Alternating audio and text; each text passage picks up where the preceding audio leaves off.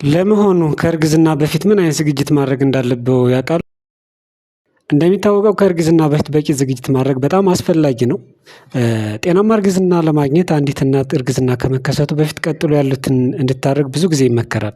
መጀመሪያ ቁጥር አንድ ላይ የተቀመጠው ነገር አጠቃላይ የጤና ምርመራ ማድረግ ነው። እርግዝና ከመከሰቱ ቀደም ብሎ አጠቃላይ የጤና ምርመራ ማድረግ አስፈላጊ ነው።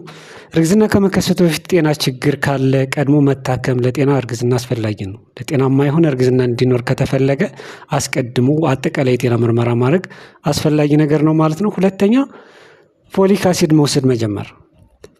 ፎሊክ አሲድ መውሰድ መጀመር እርግዝና ከመከሰቱ ከ3 ወር ቀደም ብሎ መጀመር ለህፃን አእምሮና የጀርባ አጥንት ጤና ጠቃሚ ነው። ሌላውና ሶስተኛው ነገር ደግሞ ጤናማ ምግብ መመገብ።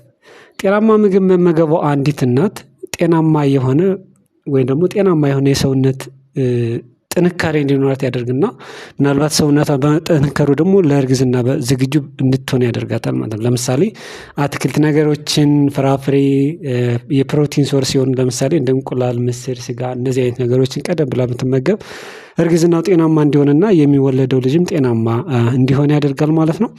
አራተኛ ማለት አንዲት እናት እርግዝና ከመከሰቱ በፊት ማድረግ ያለባት ነገር እንዳለ ሆኖ ማድረግ የሌለባት ነገር ደግሞ ይኖራል። አንዲት እናት ከእርግዝና በፊትም በእርግዝና ሰዓት እንዲሁም ደግሞ ልጇን በምታጠባበት ሰዓት ማስወገድ ያለባት መጠጦችና አላስፈላጊ ሱሶች አሉ። ለምሳሌ እንደ አልኮል፣ ሲጋራ እና የተለያዩ የእጽ አይነቶችን መጠቀም ለራስ ጤናም ለጽንሱም በጣም አስቸጋሪ የሆነ የጤና እክል ሊያጋጥም ይችላል።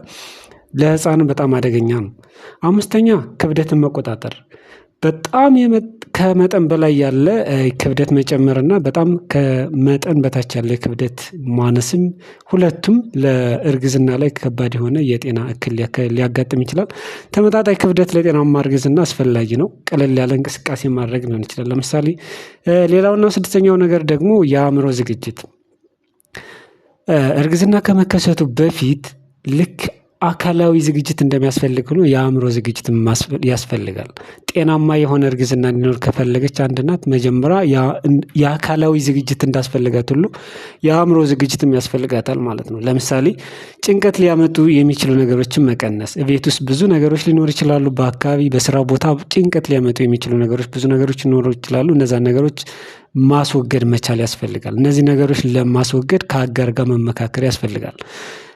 አጠቃላይ የቤተሰብ ዝግጅት አስፈላጊ ነው። ሶስተኛው ደግሞ የወር አበባ ዑደትን ማወቅ።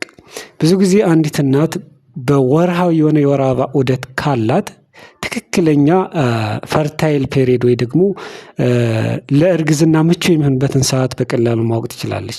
ለምሳሌ የወር አበባ ዑደት ማወቅ ለመፀነስ አመቺ የሚሆነውን ጊዜ ለማወቅ ያግዛል። ትክክለኛ የወር አበባውን ዑደት የምታውቅ ከሆነ አንድ ሴት ለመፀነስ አመቺ የሆነውን ጊዜ ለማወቅ በጣም ያግዛል። ከወር አበባ ከመጣ ለምሳሌ ከ12 እስከ 16 ቀን መካከል የበለጸገ እንቁላል ከሴቷ ይለቀቃል። ይህ ለመፀነስ በጣም ተመጣጣኝ ጊዜ ነው ወይ ደግሞ በጣም አስፈላጊ ጊዜ ነው ማለት ነው። ሌላኛውና ሰባተኛው ደግሞ ክትባት መውሰድ ማረጋገጥ። አንዲት እናት ለእርግዝና ከመዘጋጀቷ በፊት እንዳልነው ቅድም አላስፈላጊ የሆኑ በሽታዎች ወይ ሊከላከላት የሚችል ለልጇም ወይ ደግሞ ለራሷም ጤና ሲባል አስፈላጊ የሆኑ ክትባቶችን መውሰዷን ማረጋገጥ መቻል ይችላል። ለምሳሌ እንደ ሄፓታይተስ እና ኤቦላ አይነት ክትባቶች። እነዚህ ክትባቶች ህፃንን ሊጎዱ የሚችሉ በሽታዎችን ይከላከላሉ። 9ኛ ጊዜ መስጠት ነው። ለምን ዛሬ አልተከሰተም እርግዝና? ምናልባት እርግዝና በተፈለገ ሰዓት ላይ ሊከሰት ይችላል። ወዲያውኑ በፈለግንበት ሰዓት ላይሆን ስለሚችል ጊዜ መስጠት ያስፈልጋል። ትዕግስት አስፈላጊ ነው። ነገራችን ላይ እንደ አጠቃላይ ጤናማ ምግብ መብላት፣ ውሃም ብዙ መጠጣት ይህን በእርግዝና ሰዓትም ከእርግዝና በፊትም ከእርግዝና በኋላም አስፈላጊ ነገር ነው ማለት ነው። በየቀኑ ትንሽ እንቅስቃሴ ማድረግ፣ በጣም ያልበዛ በትንሹ እንቅስቃሴ ማድረግ አስፈላጊ ነው በእርግዝና ሰዓትም ቢሆን።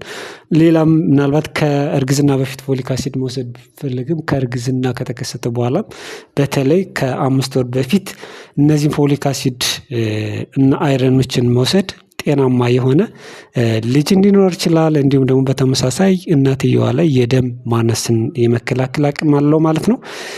እንደዚህ አይነት መረጃዎችን ለማግኘት ከፈለጋችሁ ይህን ቻናል ሰብስክራይብ በማድረግ መከታተል ትችላላችሁ ማለት ነው